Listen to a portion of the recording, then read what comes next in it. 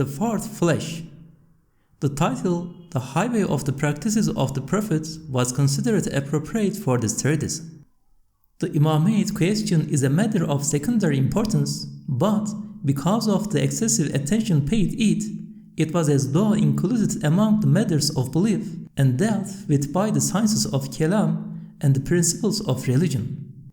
Here, it is discussed partly in this respect and partly in respect of its relevance to our basic duties pertaining to the Qur'an and belief. In the name of God, the Merciful, the Compassionate. Now has come a prophet from among yourselves, it he will aways upon him that you might suffer. Full of concern is he for you, and full of compassion and mercy towards the believers. But if they turn away, say, God is enough for me, there is no God but He. In Him have I placed my trust, for He is the Lord and sustainer of the mighty throne. Say, I ask no recompense of you save love of close kin. We shall point out in two stations two of the many vast truths contained in these glorious verses. First station. The first station consists of 4 points. First point. This describes the perfect compassion and mercy of God's noble messenger, upon whom be blessings and peace, towards his community. According to sound narrations, when at the terror of the resurrection everyone, including the prophets, will cry out for themselves, God's messenger, upon whom be blessings and peace, will demonstrate his pity and compassion by calling out, My community, my community. As is affirmed by those who disclose the realities, when he was born, his mother heard the same words among his supplications. Then the whole history of his life, as well as the benevolence he taught, demonstrate his perfect compassion and clemency. Also, by evincing an infinite need for his community's innumerable prayers, he showed an boundless compassion, for he showed that because of it he was concerned with the happiness of all of them. You can understand, therefore, how lacking in gratitude and conscience it is not to observe the practices of so kind and compassionate a leader. Second point. Among the universal, general duties of his prophethood, God's noble messenger, upon whom be blessings and peace, displayed great compassion in certain particular, minor matters. Superficially, his behaving so kindly in such matters seems unfitting for the supreme importance of the prophetic mission. But in reality, such minor matters were the tips or samples of a chain that would be the means whereby a universal, general function of prophethood would be fulfilled. The greatest importance was therefore given to the sample for the sake of the mighty chain. For example, the extraordinary gentleness God's messenger, upon whom be blessings and peace, showed towards Hassan and Hussein in their childhood, and the great importance he gave them was not only out of love and natural kindness and family feeling, it was rather because they were each the tip of a luminous thread of the office of prophethood and the source, sample, and index of a community of great consequence which would receive the legacy of prophethood. Indeed, the messenger, upon whom be blessings and peace, used to take Hassan, may God be pleased with him, tenderly into his arms and kiss his head, for the sake of the luminous, blessed, Mehdi-like descendants who would spring from him, such as Shah Geylani, the Gawsul Azam, who would be the inheritors of prophethood and would uphold the sacred Sharia of Muhammad. He saw with the eye of prophethood the sacred services they would perform in the future and applauded them. He kissed Hassan's head as a sign of approval and encouragement. Also, he embraced Hussein, may God be pleased with him, and showed him importance and tenderness on account of the illustrious Imams like Zayn al-Abidin and Jafar al-Sadiq and the numerous Mehdi-like luminous persons, the true inheritors of prophethood, who would spring from his effulgent line and for the sake of the religion of Islam and office of prophethood. Since, with his heart with its knowledge of the unseen, the Prophet Muhammad's, upon whom be blessings and peace, luminous vision, and future penetrating eye observed from the era of bliss in this world the assembly of the resurrection on the side of post-eternity, and from the earth saw paradise, and watched events which had occurred since the time of Adam and were concealed in the dark veils of the past, and even beheld the vision of the all-glorious One, he surely saw the spiritual poles and the Imams who were to be the inheritors of prophethood, and the Mahdis who would follow on in the lines of Hassan and Hussein. And for sure, he would kiss their hands in the name of all of them. Yes, Shah Geilani has a large part in his kissing Hassan's head. Third point. According to one interpretation, the verse, "Say, I ask of you no recompense save love of close kin," has the meaning God's noble messenger, upon whom the blessings and peace, wants no reward for fulfilling the duties of messengership. He wants only love for his family. If it is asked, according to this, it seems there is an advantage to be gained from a family relationship. Whereas, according to the meaning of, the most honored of you in the sight of God is the most righteous of you. Prophethood functions in respect of closeness to God, not of family relationships.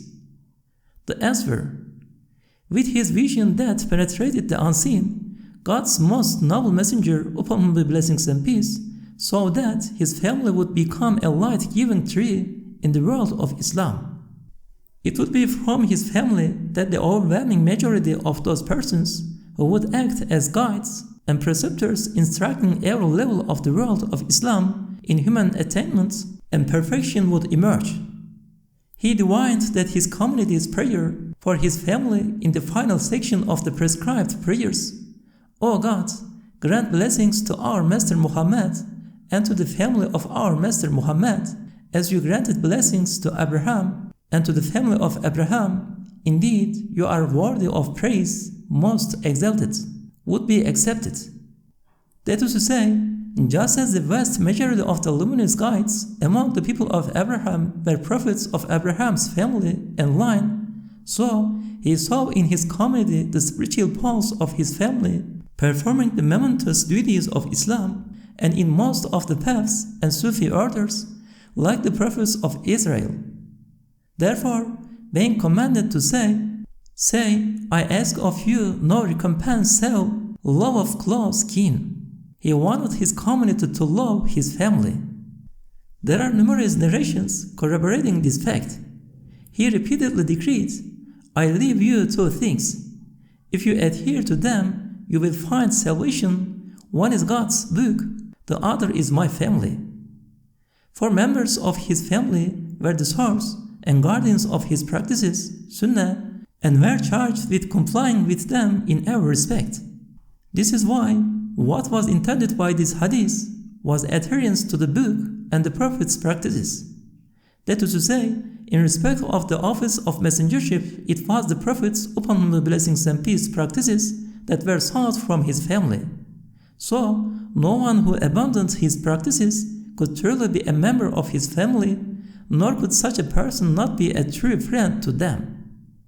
Also, the reason he desired his community to gather round his family was that, with God's permission, he knew it was going to become very numerous in the course of time, and that Islam was going to become weak.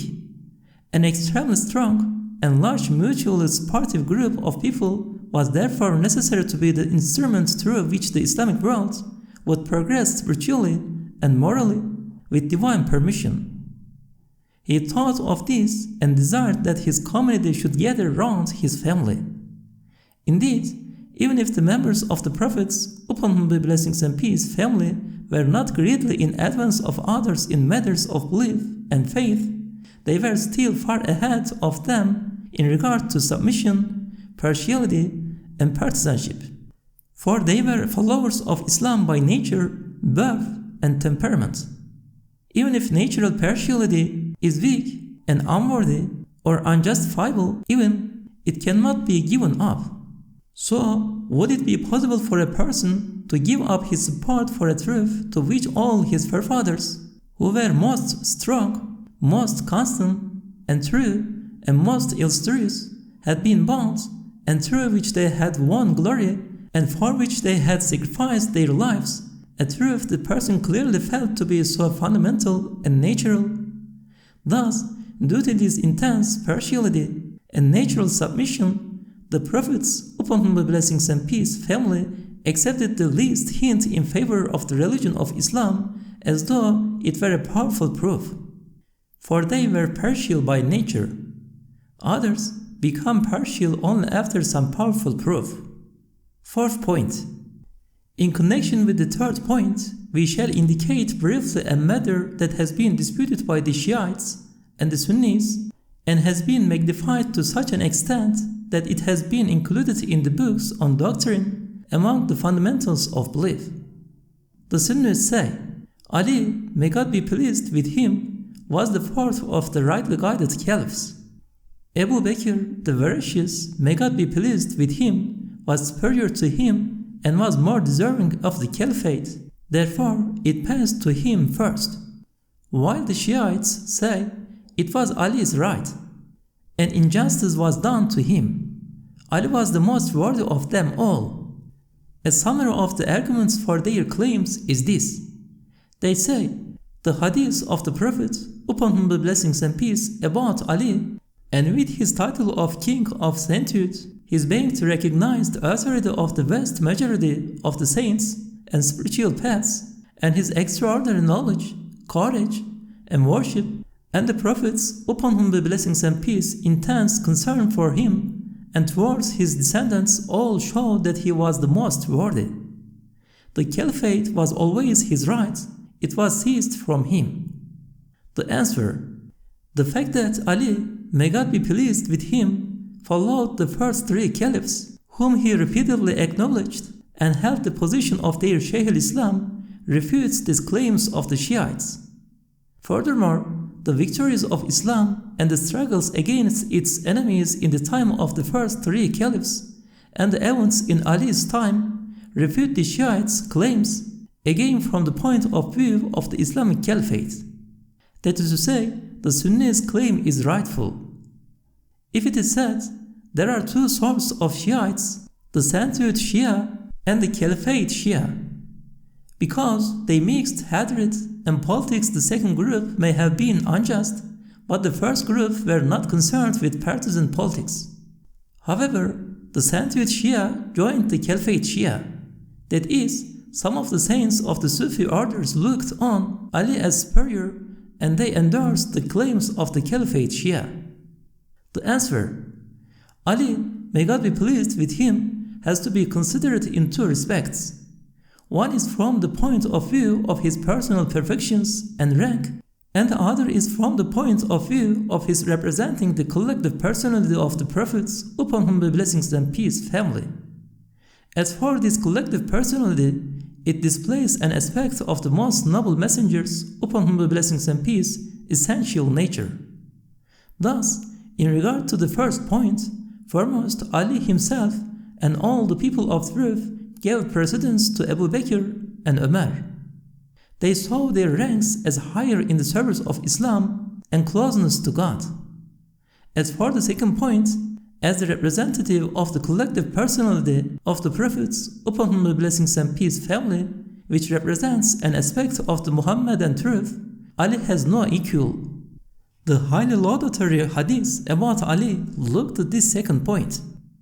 There is a sound narration that corroborates this. The noble messenger, upon whom be blessings and peace, decreed, the descendants of each prophet are from himself, my descendants are those of Ali.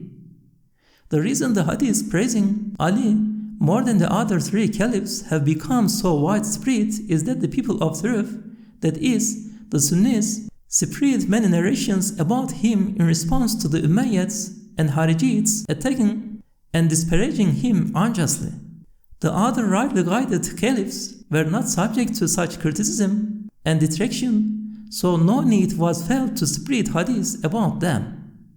Furthermore, the Prophet, upon whom be blessings and peace, saw with the eye of prophethood the grievous events and internal strifes to which Ali would be exposed in the future, and in order to save him from despair and his community from thinking unfavorably of him, he consoled him and guided his community with significant hadiths like, "Whosoever master I am, Ali too is his master."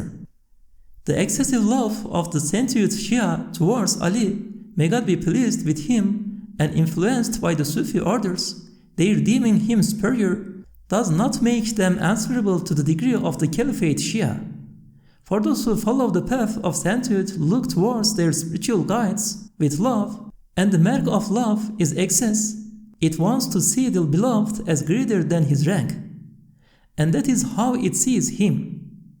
Ascetics may be forgiven excesses of love, so their deeming Ali more worthy because of their love may be excused on condition it does not turn into disparagement of the other rightly guided caliphs and enmity towards them, and does not go beyond the fundamental teachings of Islam.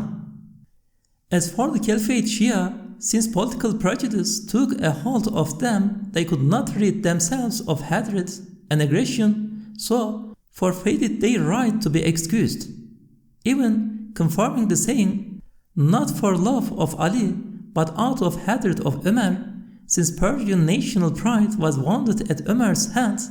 They showed their revenge in the form of love of Ali.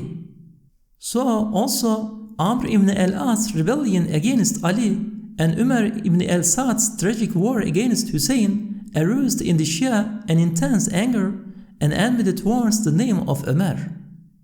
The sainthood Shia have no right to criticize the Sunnis, for the Sunnis have not decried Ali. Indeed, they love him sincerely. But they avoid the excessive love which is described as dangerous in Hadith. The Prophet's, upon whom blessings and peace, praise of Ali's followers in the Hadith refers to the Sunnis. For it is the Sunnis among Ali's followers who love him in a moderate fashion and are the people of truth.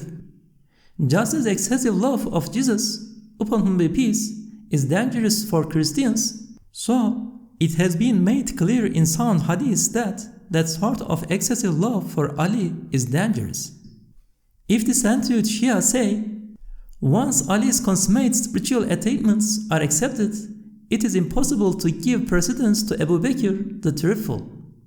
The reply: it was as though the personal perfections of Abu Bakr, the supremely virtuous, and Umar, the supreme distinguisher between true and false, may God be pleased with them, had been placed in the pen of some scales together with their achievements during their caliphates, realized through their performance of the duties inherited from the prophets, upon whom be blessings and peace, and in the other pen had been placed Ali's, may God be pleased with him, extraordinary personal perfections together with the internal caliphate struggles, which resulted from the tragic events he was compelled to enter upon, and were the object of suspicion and distrust, and the Sunnis saw that Abu Bakr's or Umar's or Osman's Zinnurain pen weighed heavier, and so they gave them precedence.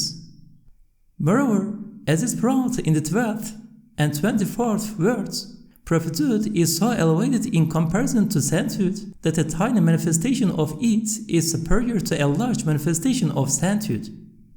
In regard to this, the successes of the supremely virtuous and the supreme distinguisher between true and false during their caliphates was an indication for the Sunnis that their share in the legacy of prophethood and the establishment of its laws had been divinely bestowed. Since Ali's personal perfections did not dismiss that greater share which had been inherited from the Prophet, upon whom be blessings and peace, he acted as Shaykh al-Islam for Abu Bakr and Umar, the two illustrious elders, in the time of their caliphates, and esteemed them. How should the Sunnis, who love and revere Ali, not love and revere the two elders, whom Ali loved and revered sincerely? Let us make this truth clear by means of an example. One of the sons of a very rich man is given 20 batmans of silver and 4 batmans of gold from his father's legacy, and another is given 5 of silver and 5 of gold. So, if the third is given 3 of silver and 5 of gold, of course the last two will receive less in quantity, but more in quality. Like this example, the lesser amount of the two elders' share of the gold of the truth of divine immediacy, which was manifested in the legacy of prophethood and the establishment of its laws, would weigh heavier than the great amount of divine proximity and the perfections of sainthood which sprang from the jewel of sainthood. These points should also be taken into account when weighing them up. But if they are compared with one another from the point of view of personal courage, knowledge, and sainthood, the matter takes on a different complexion.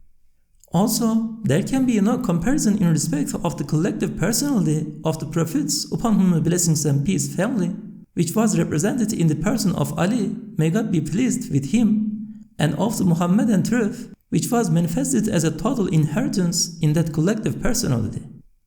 For contained in it was the mighty mystery of the Prophet Muhammad himself, upon whom be blessings and peace. As for the Caliphate Shia, they can claim no rights before the Sunnis other than shame. For although they say they have tremendous love for Ali, may God be pleased with him, they disparage him, and their creed necessitates accusing him of immorality. For they say that although Abu Bakr the Veracious and Umar were acting unjustly, Ali feigned approval for them. According to Shia terminology, he dissimulated. That is, he was frightened of them and behaved hypocritically. But it is not love to hold that someone who was such a hero of Islam won the title Lion of Allah and was the commander and guide of the faithful, was simulating love for people he did not love out of fear and deception, and was feigning approval for them in fear for more than 20 years, and was following wrongdoers. Ali, may God be pleased with him, would disclaim love that sort. Thus, the people of truth's creed in no way disparages Ali, nor levels accusations of immorality at him. It does not attribute cowardice where there was such remarkable courage, but says that if Ali had not considered the rightly guided caliphs to be right, he would not have recognized them for a minute, nor obeyed them. It means that since he thought them right and preferable, he made over his courage and striving to the way of justice. In short, too much or too little of anything is not good. Moderation is the middle way and has been chosen by the Sunnis. But alas, Khariji ideas have infiltrated the Sunnis to an extent, so too addicts of politics and some atheists criticize Ali. They say, God forbid, that he did not understand politics, so was not entirely worthy of the caliphate and could not govern, and because of these unjust accusations, Alevis feel affronted at the Sunnis, whereas Sunnis hold no principles or basic beliefs that necessitate such ideas. Indeed, they prove the opposite. The Sunnis cannot be condemned because of ideas that come from Kharijis and atheists. Indeed, the Sunnis are firmer followers of Ali than the Alevis. They mention Ali in the laudatory fashion he deserves in all their khutbahs and prayers. And the saints and purified scholars, the vast majority of whom belonged to the Sunni school, recognized him as a spiritual guide and the king of sainthood. The Alevis should ignore the Kharijis and atheists who have deservedly earned the enmity of both the Alevis and the Sunnis, and not take sides against the people of truth. Some Alevis even abandoned the prophets, upon whom the blessings and peace, Sunnah, out of spite for the Sunnis. Anyway, we have said too much on this matter, for it has been discussed inordinately by the religious scholars. O Sunnis, who are the people of truth, and Alevis, whose way is love of the prophets, upon whom be blessings and peace family, quickly put an end to this meaningless, disloyal, unjust, and harmful dispute between you. Otherwise, the atheistic current, which is now so influential, will make one of you a tool against the other and use the one to crush the other. And after defeating the one, it will destroy the tool. As believers in divine unity, it is essential that you leave aside unimportant matters that cause division, for there are 100 fundamental sacred bonds between you that enjoin brotherhood and unity. Second station. The second station will be about the second truth of the verse. But if they turn away, say, God suffices me, there is no God but He, in Him do I place my trust, He the sustainer of the throne of glory supreme. Footnote: the second station was designated the 11th flesh. Our master, Hazrat Ustad, said in explanation of these two phrases in the footnote of the 6th chapter of the 29th flesh, which is in Arabic, the degrees of these two phrases were written in Arabic because they are reflection and remembrance of God rather than intellectual knowledge. The fourth ray, called Hasbiye Risalesi, about the verse, for us God suffices and He is the best disposer of affairs, was written subsequently in Turkish. The fifth flesh. A treatise was to be written that would explain in 15 degrees a highly significant meaning of the verse. For us, God suffices, and He is the best disposer of affairs. But it has been postponed for now, since it would have been concerned more with reflective thought and the recollection of God than with reality and intellectual knowledge. In fact, the important treatise called The Stairway of the Practices of the Prophets, an antidote for the sickness of innovation, was originally known as the fifth flesh, but since it comprised 11 points, it was designated the 11th flesh, and the fifth flesh's place remains unoccupied. The sixth flesh.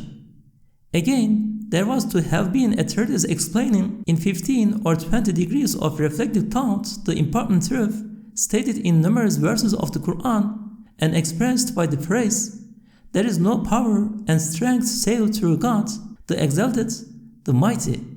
Like the fifth flesh, this consisted of degrees I had perceived in myself and observed through reflection and remembrance of God in my journeying of the Spirit. Therefore, since it was more a means to illumination and spiritual pleasure than intellectual knowledge and reality, it seemed appropriate to include it at the end of the fleshes, which are about reality rather than among them.